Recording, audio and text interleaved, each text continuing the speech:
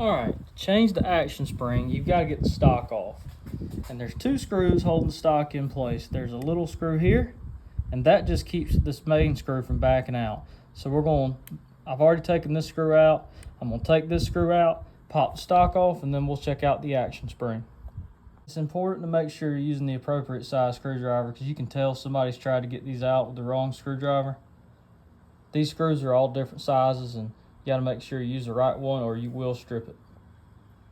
As you can see, I got the action spring out. There's just a little pin you've got to drive out, and you'll be able to pull this action spring plug, or you'll be able to pull it straight out, and that spring will come with it.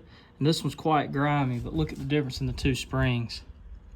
The old one's on top and the new one's on the bottom. I went ahead and put the plunger in the new one, so it's ready to go. I just got to put it back in. So all we're going to do is push that in until the holes line up. We're going to drop that little pin back in. And that is what it should look like once you got the little pin dropped back in. So now we're ready to put the stock back on.